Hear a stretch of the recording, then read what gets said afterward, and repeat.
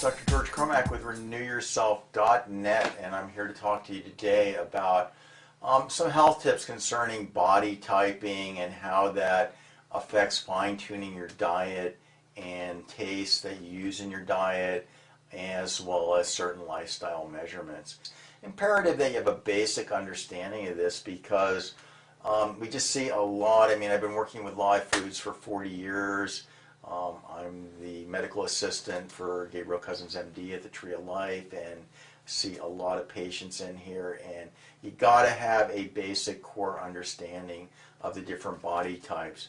Anytime that anybody tells you one percentage of diet, for example, this 80-10-10 diet or this diet, and this is supposed to be the ultimate diet for everybody in all climates at all times of the year with all body types.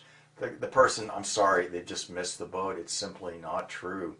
There are different body types that have different requirements and respond better to different proportions of different tastes. And there are different times of year where different elements predominate as the seasons change, and your own diet needs to change with those seasons. Let's get into some of these concepts that you need to understand. They're going to help you out a little bit with this. In Ayurvedic medicine, there are 3 different doshas. Vata dosha.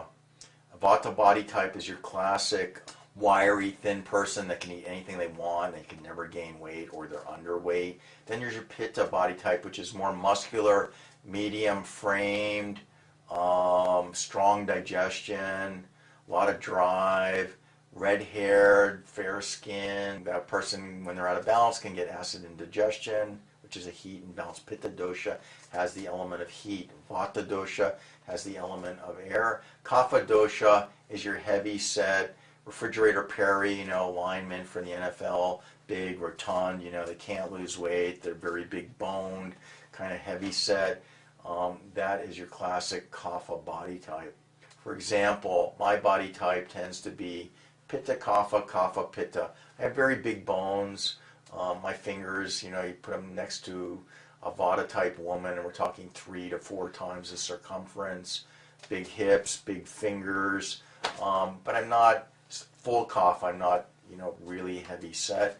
I'm Pitta Kapha. Pitta gives you the drive. The Kapha gives you the endurance. If you work out a lot and eat right, then you just get very muscular with a lot of endurance and a lot of energy, really.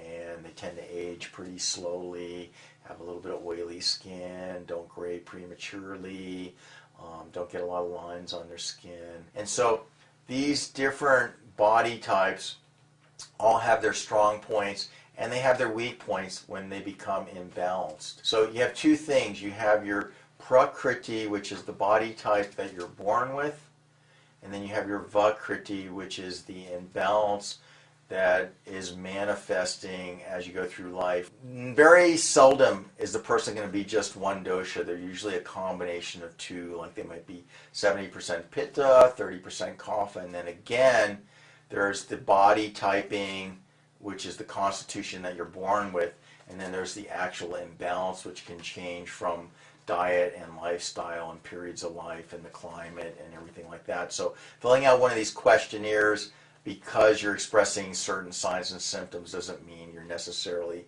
that body type. It just means that's the imbalance that you're manifesting for that. So let's go over the basic tastes that go with the balancing, either increasing or decreasing the different body types.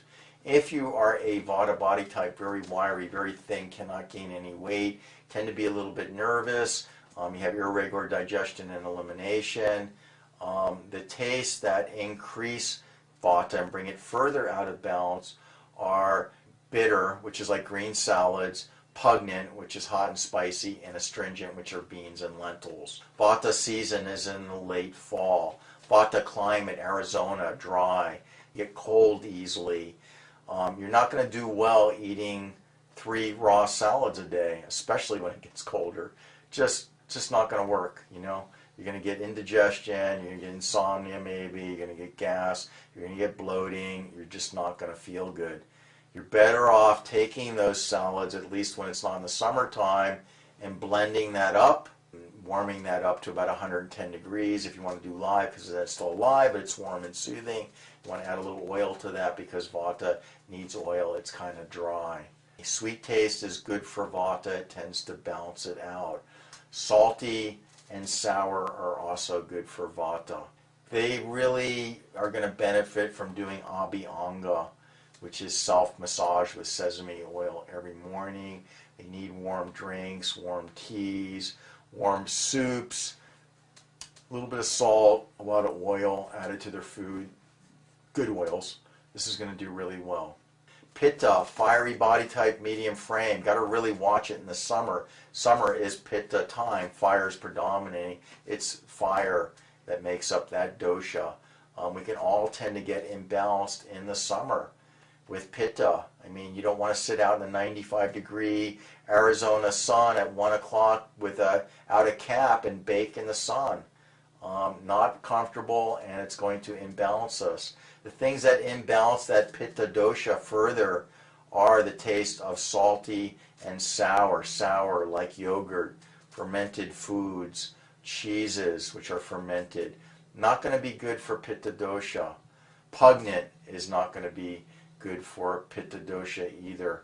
So you don't want that hot and spicy type food. We don't want salty and we don't want sour. What we do want is sweet, because sweet is also not only pacifying towards Vata, but it also cools you down. If you notice in summer, God provides a lot of fruits in late June, July, August, early September. Because fruits are sweet, they're cooling, they're hydrating. That's what God gives us. Like a watermelon in July when you're baking them. Do you feel like eating a hot soup? Not really. What you want is a cold piece of watermelon because it's cooling and hydrating. It balances that Pitta. There's not quite as much fruit growing in the winter because it's cooling. We don't really want to eat fruit in the winter when it's cold. We want a warm soup. Again, if you're doing live food, you want to blend that up and warm it up to 110 degrees. Still alive, but warm and soothing. And bitters, and it's hot, nice cold salad, refreshing, right? Eating a salad in the winter doesn't sound quite as appetizing. And obviously a little common sense, if it's Arizona and it's 100 degrees outside, we don't want to go and sunbathe in the midday sun because it's going to Pitta derange almost everybody. So a little bit more in the morning, late afternoons, kind of stay in an air-conditioned or a cooler room during the midday, avoiding that midday sun in excess and on your head. Stay away from salty, sour foods like yogurt, cheeses, coffee, hot, spicy. It's just not going to be good. Kapha, the elements of earth and water. Kapha season is in the springtime. Have you noticed that people get chesty colds and bronchitis and a lot of phlegm coming up, a lot of chesty coughs? Kapha is not going to do as well with the sweet taste. They do good with astringent. They don't do good with salty and sour. You don't want to use too much salt. They tend to blow up. Your blood pressure goes up.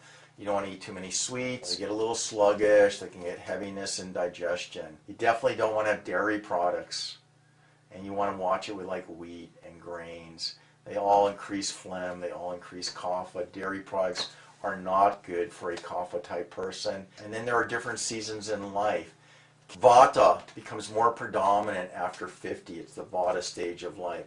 Kapha is more predominant when we're growing, and Pitta is more the middle stage of life. Women go through menopause. They tend to dry up a little bit. You see the little old lady that's shriveling and drying up. That's the Vata, the dryness. So a little bit more sesame oil massage, a little bit more oil in your food. There's more on all of this in my book, Renew Yourself, Keys to Rejuvenation and Youthing. And try to learn and use a little bit of common sense and be gentle and loving with yourself. So that's Dr. George Cromack here with RenewYourself.net. That's another health tip for today. And yours for Radiant Health. Aloha.